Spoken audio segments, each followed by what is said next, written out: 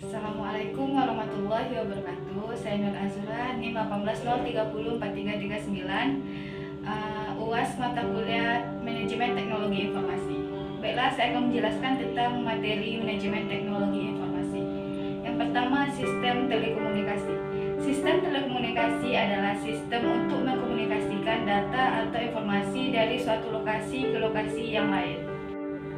Selanjutnya, dua sisi sistem telekomunikasi atau disebut dengan transmisi broadband.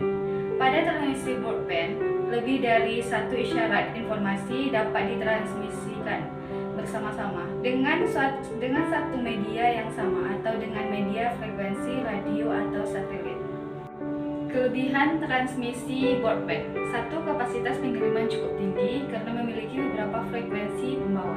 Yang kedua, untuk transmisi broadband dengan media frekuensi radio atau satelit, maka daerah jangkauan lebih luas.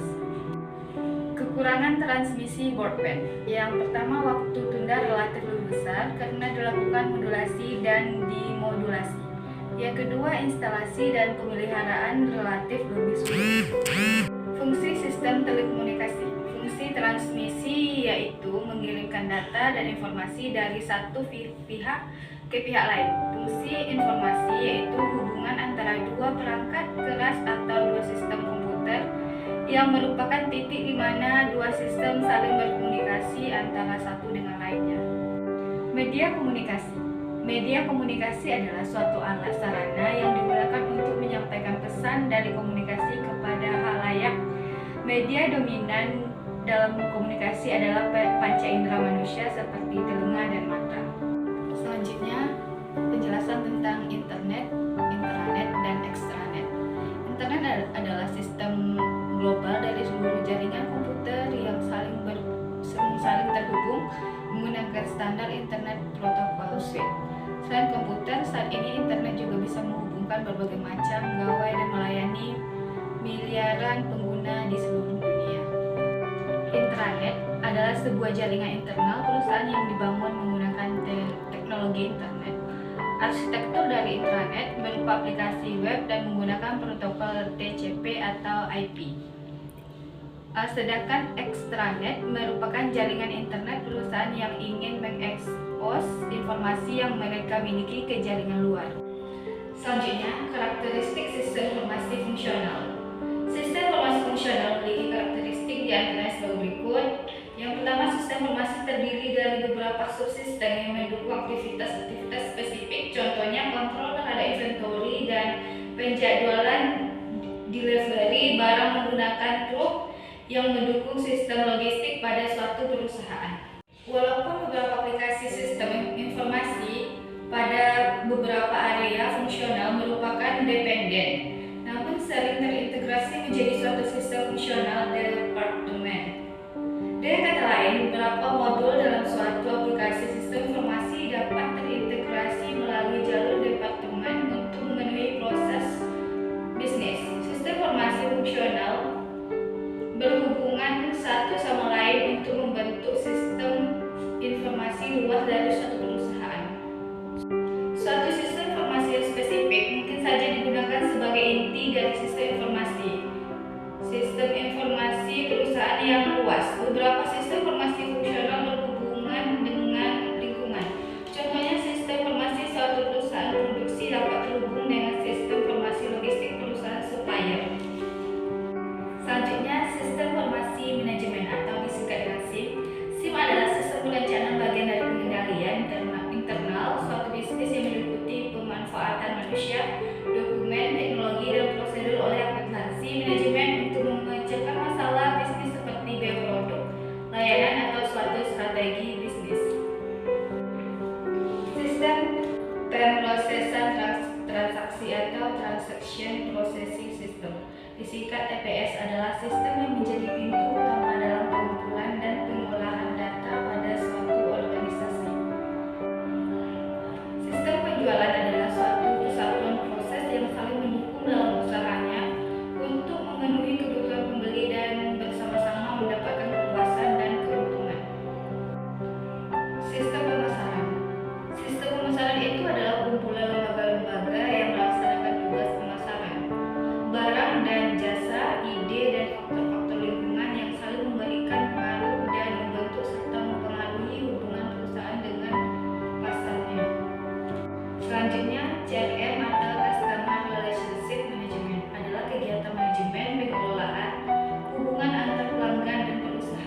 yang bertujuan untuk memelihara dan membangun hubungan baik dengan pelanggan agar kegiatan bisnis yang terjadi dengan pelanggan dapat terus berjalan berkelanjutan. Kegiatan CRM ini biasanya menggunakan teknologi yang berguna untuk mendukung dan mempermudahkan kegiatan manajemen hubungan pelanggan yang disebut sistem CRM. Sistem CRM adalah sebuah sistem informasi yang terintegrasi yang digunakan untuk merencanakan, menjadwalkan, dan mengontrol atau mengendalikan aktivitas pra penjualan dan pasca penjualan yang terjadi dalam perusahaan. Selanjutnya, pengertian e-commerce. E-commerce adalah sebuah model bisnis baru yang melibatkan individu atau perusahaan untuk melakukan kegiatan jual beli di internet. Aktivitas e-commerce salah satu bisa dilakukan melalui marketplace seperti Shopee dan Tokopedia. Jenis-jenis e-commerce. Yang pertama, e-commerce business to business atau B2B. Transaksi e-commerce ini dilakukan oleh dua belah pihak yang sama-sama memiliki kepentingan bisnis. Dua belah pihak ini saling mengerti dan mengetahui bisnis yang dijalankan. Yang kedua, e-commerce business to customer atau B2C. Business to customer dilakukan oleh pelaku bisnis dan konsumen. Transaksi e-commerce ini terjadi layaknya jual beli biasa. Konsumen mendapatkan penawaran produk dan melakukan pembelian secara online. Yang ketiga, e-commerce C2C, konsumen ke konsumen. Untuk C2C, transaksi ini dilakukan oleh konsumen ke konsumen. Kalau Anda sedang menggunakan Tokopedia, Bukalapak, OLX, dan sejenisnya, maka inilah yang dinamakan B2C e-commerce. Transaksi jual beli dilakukan secara online melalui marketplace. Jadi C2C di sini menjadi perantara antara penjual dan pembeli. Yang keempat, konsumen to business atau C2B.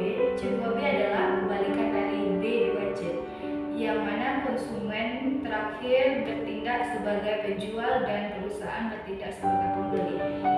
Yang kelima, media atau aplikasi e-commerce. Seperti yang dijelaskan dalam pengertian e-commerce di atas, transaksi bisnis ini tergantung pada sejumlah aplikasi dan media online lainnya. Selanjutnya, keuntungan dari e-commerce. Yang pertama, tidak ada batasan geografis. Memiliki toko fisik artinya kita akan terbatas pada wilayah tertentu.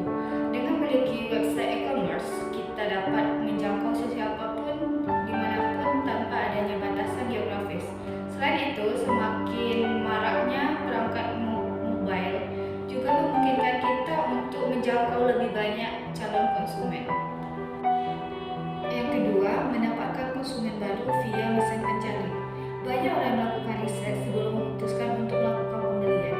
Perilaku ini dilakukan karena mereka ingin memastikan bahwa produk yang akan dibelinya nanti memiliki kualitas yang baik. Sehingga tidak mengherankan jika banyak dari mereka yang mendarat di website e-commerce yang belum pernah mereka kunjungi sebelumnya. Yang ketiga, biaya lebih terjangkau. Salah satu aspek yang menonjol pada bisnis e-commerce adalah harga yang lebih murah. Hal ini bisa terjadi karena bisnis e-commerce tidak membutuhkan toko fisik. Dengan kata lain, kita dapat menghemat biaya yang seharusnya dikeluarkan untuk membangun ataupun menyewa toko. Yang keempat, mencari produk lebih cepat. Dengan adanya toko online atau e-commerce, pelanggan kita tidak perlu mengelilingi toko hanya untuk mencari produk yang mereka inginkan. Hanya dengan menuliskan nama produk tersebut di kotak pencarian, mencari produk yang spesifik bukan lagi menjadi masalah. Yang kelima, menghemat waktu. Terkadang banyak orang yang rela melakukan perjalanan jauh hanya untuk membeli produk di toko fisik tertentu. Alasannya bisa berbagai macam, namun alasan yang paling umum mengenai hal ini adalah produk tersebut tidak bisa ditemukan di tempat lain. Dengan adanya e-commerce, mereka dapat mengunjungi toko yang sama secara virtual hanya dengan beberapa klik saja. Yang keenam, memberi perbandingan harga. E-commerce biasanya yang memberikan fasilitas perbandingan harga sehingga para konsumen dapat menemukan harga terbaik untuk produk yang sama. Saat ini juga banyak tersedia situs-situs yang menampilkan harga dari berbagai marketplace. Hal ini akan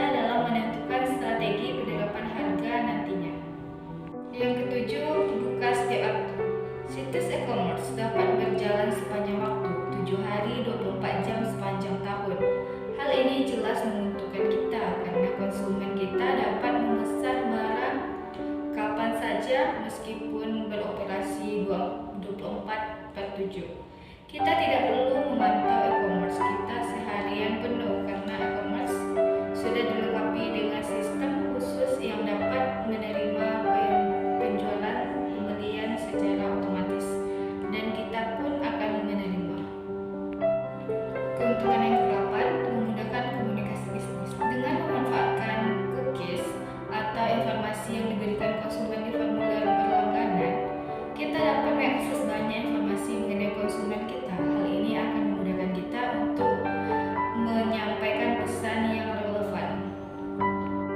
Selanjutnya, batasan dan kegagalan e-commerce. Batasan e-commerce. Secara teknis, belum adanya standarisasi keamanan transaksi, kurangnya bandwidth untuk koneksi, mahalnya biaya akses. Secara non-teknis, persepsi bahwa e-commerce tidak aman, legal isu yang belum pasti, ketidakjelasan hukum. Kegagalan dalam bisnis e-commerce. Yang pertama, produk kurang fokus. Yang kedua, tidak punya keunikan. Yang ketiga, fotografinya produk yang buruk. Yang selanjutnya, kurangnya investasi, manajemen keuangan kurang baik, kurangnya traffic, dan tidak sabar.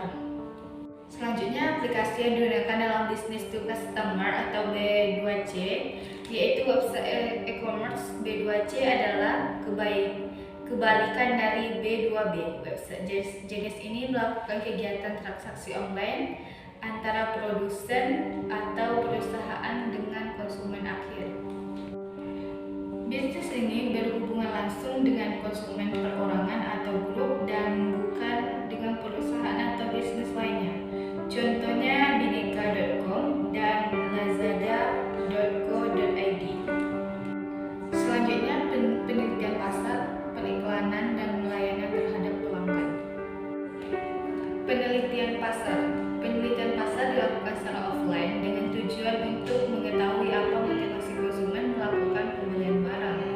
Hal ini dilakukan dengan membangun suatu model di internet untuk mengetahui hal apa yang mempengaruhi konsumen dalam mengambil keputusan untuk membeli suatu barang. Dari penelitian tersebut, diperoleh bahwa dua hal yang mempengaruhi pelanggan dalam membeli barang adalah individu konsumen itu sendiri dan faktor lingkungan. Periklanan dan pelayanan pelanggan. Periklanan adalah suatu usaha untuk menyebarluaskan informasi dengan tujuan untuk mempengaruhi transaksi, penjualan, dan pembelian. Sedangkan pelayanan adalah suatu cara kita untuk menarik perhatian pelanggan agar loyal terhadap barang yang kita jual. Ini pengertian SCM atau Supply Chain Management. Sebelumnya kita mengetahui dulu apa itu supply chain. Supply chain adalah jaringan antara perusahaan dan pemasok saja. Supply chain management adalah sebuah proses pengelolaan dari perusahaan, pemasok hingga pelanggan. Ini sejenis supply chain management. Yang pertama, upstream supply chain. Upstream supply chain adalah memosisikan perusahaan manufaktur sebagai penghubung atau penyalur kepada konsumen atau reseller yang memasarkan produk. Jadi proses pengadaan produk perusahaan merupakan aktivitas utama di bagian upstream ini. Selanjutnya yang kedua, internal supply chain. Internal supply chain yaitu proses input bahan mentah ke gudang yang selanjutnya dibuat menjadi bahan dasar. Lalu bahan dasar tersebut disalurkan oleh perusahaan. Yang ketiga, downstream supply chain. Sementara itu dalam downstream supply chain, manajemen rantai supply manajemen kegiatan terdiri atas semua aktivitas pemasaran produk perusahaan, termasuk pengiriman produk ke pelanggan atau konsumen. Dalam supply chain management, yang pertama, lemahnya akuntabilitas. Kedua, tidak mendokumentasi sales dan operation planning atau SOP. Yang ketiga, tidak tersedianya layanan customer service. Yang keempat, otomatiskan order Anda. Yang selanjutnya, tracking inventory. Yang selanjutnya, tingkat visibilitas supply chain kita. Selanjutnya, pengertian tentang artificial intelligence. Kecerdasan buatan atau AI adalah bidang ilmu komputer yang dikhususkan untuk mengerjakan masalah kognitif pada umumnya terkait dengan kecerdasan manusia seperti pembelajaran masalah-masalah dan pengenalan pola.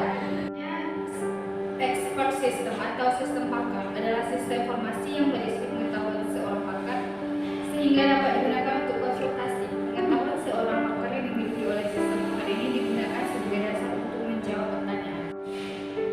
Sistem cerdas, intelligent system, adalah sistem yang dengan menggunakan teknik-teknik artificial intelligence kecerdasan buatan. Pengembangan dan penerapannya berorientasi kepada pengembangan metodologi penalaran komputer, termasuk dalamnya intelligent embedded system. Selanjutnya, pengertian haki, sejarah, dan manfaat. Yang pertama, pengertian haki, hak kekayaan intelektual. Merupakan hak atas kekayaan tidak berwujud atau intangible, hasil olah pikir atau kreativitas manusia yang menghasilkan suatu ciptaan atau inventasi penemuan di bidang seni, sastra, ilmu pengetahuan, dan teknologi yang mempunyai manfaat ekonomi. Perkembangan perlindungan hak kekayaan intelektual di Indonesia sendiri merupakan hal yang baru dan memiliki sejarah yang sangat panjang. Sejarah perkembangan perlindungan hak kekayaan intelektual di Indonesia bisa ditarik hingga pada masa kolonial Belanda di abad ke-19. Pada tahun 1885, pemerintah kolonial Belanda yang berkuasa di Indonesia memperkenalkan aturan pertama terkait dengan perlindungan hak kekayaan intelektual. Pemerintah kolonial Belanda mengadakan undang-undang merek di negeri kita. Hindia Belanda juga merupakan anggota berbagai konvenan internasional yang melindungi hak kekayaan intelektual. Manfaat hak kekayaan intelektual. Adanya kepastian hukum bagi pemegang hak dalam melakukan usahanya tanpa gangguan dari pihak lain.